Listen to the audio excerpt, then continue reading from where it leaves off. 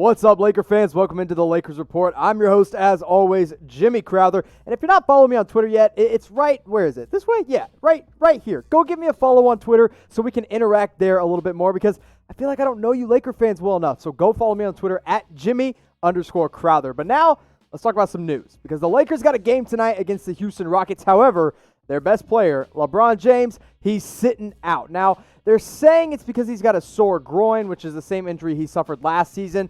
But in all reality, it's really just load management. LeBron James doesn't need to be playing in these games right now. The Lakers have that number one seed locked up in the Western Conference. We saw him play 30 minutes against the Oklahoma City Thunder in that loss last night. And it's the second night of a back-to-back. You don't need your 35-year-old superstar playing more minutes than necessary. But LeBron James isn't the only one on the injury report. In fact, the Lakers got a whole list of guys who might not be playing in this game. As we are recording this, these guys are probable: Anthony Davis, Dwight Howard, Markieff Morris, and Kentavious Caldwell-Pope.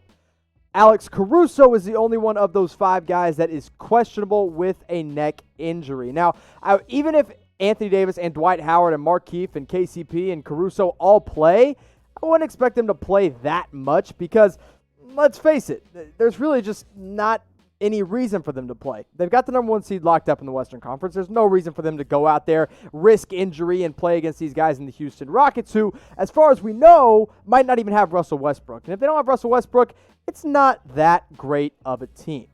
Now, we've gone from news. I want to talk about some rumors and the Los Angeles Lakers, what they might be looking to do this summer. Here's the thing about the Lakers, and you guys know this because you watch them every single day. They are not a good three-point shooting team. They're 23rd in the league in three-point percentage this year at 34.8. They're 23rd in three-pointers made per game at 11 three-pointers per game. And when it comes to attempts, they don't even take that many, as they are 22nd in the league at 31.8.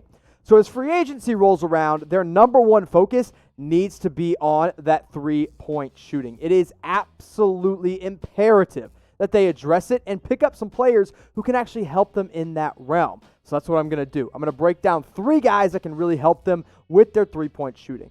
When you look at the guys on the roster right now that are leading in three-point percentage, it's really not that pretty. KCP is at 38.5%, followed by Quinn Cook, who barely even plays at 36%.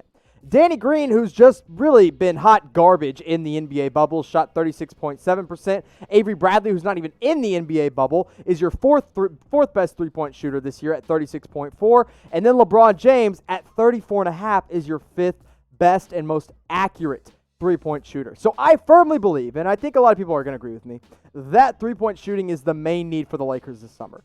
But maybe you think it's something else. Let me know in the comment section. Obviously, making sure Anthony Davis stays a Laker is the number one priority.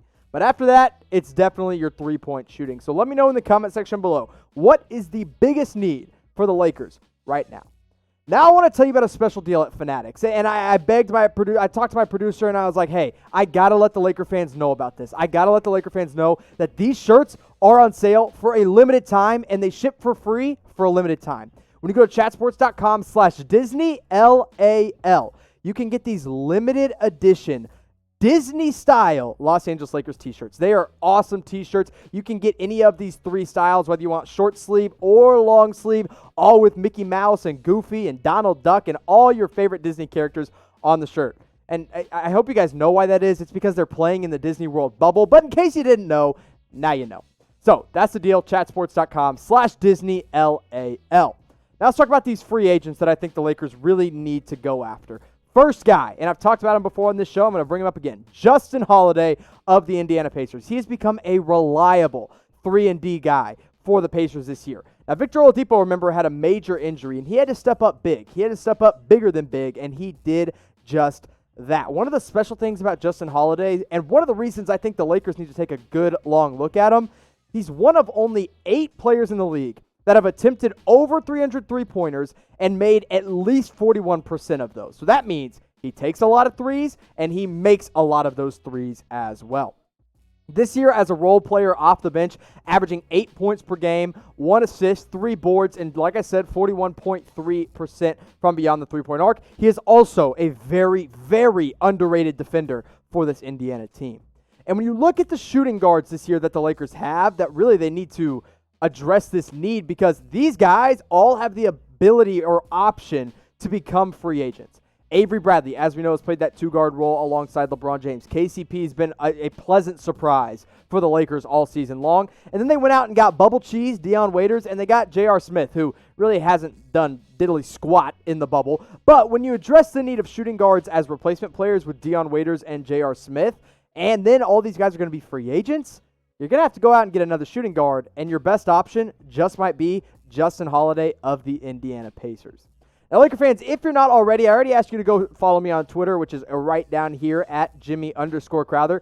I want you to subscribe to the Lakers Report. If you don't want to follow me, that's fine. I won't have my feelings hurt. But what I need you to do is subscribe to the fastest growing and best and only free Lakers channel with the best Lakers coverage today, youtube.com/LakersTV. I'm going to be doing videos for you all week long. I got rumors. I got news. I got trade rumors. Whatever you want, we got it here on the Lakers Report. We're also doing post-game podcasts and a few pre-game previews. So again, youtube.com/LakersTV. We're almost at 15,000. I need your help to get there.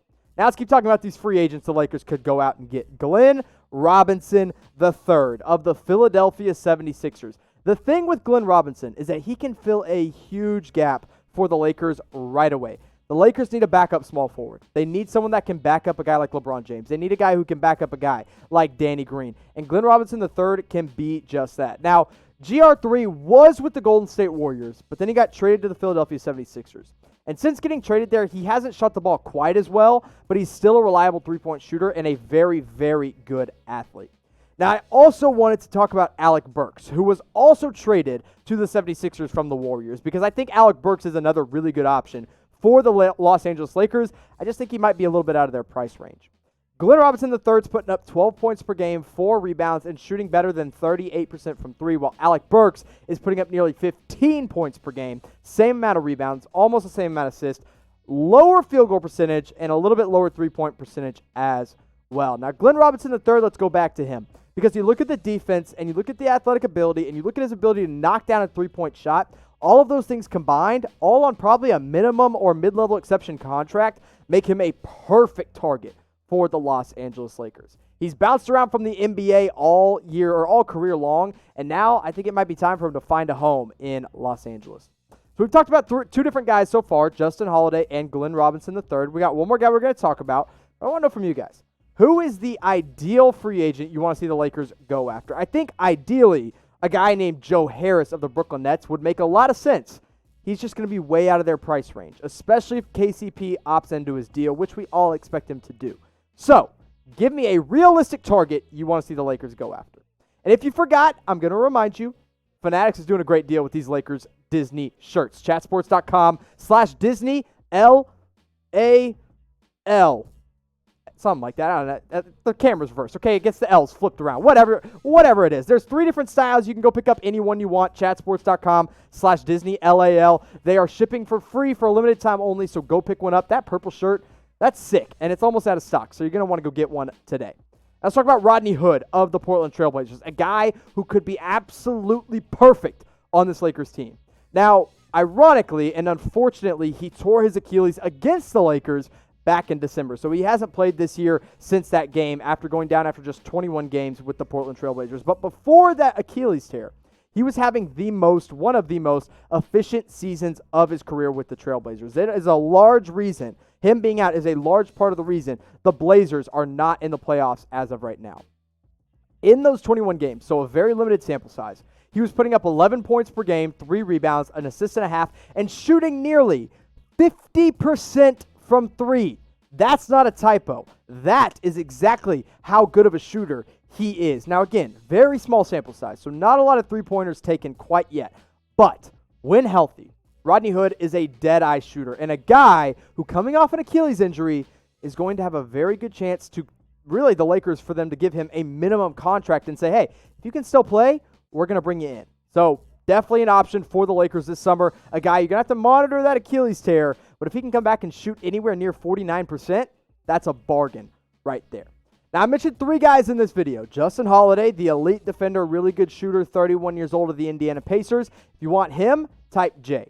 If you like Glenn Robinson III, who's a great athlete, not as good of a shooter as Justin Holiday, but still a very, very good option, type G in the comment section. If you want Rodney Hood, who's probably going to be the cheapest because he's coming off an Achilles tear, but he also shot 49.3% from 3 in 21 games this year, I want you to scroll down to the comment section and type R and put your votes down there. Laker fans, thank you so much for watching. You know what to do. Go follow me on Twitter, subscribe to the Lakers Report, hit that notification bell, give this video a like, and I'll see you next time.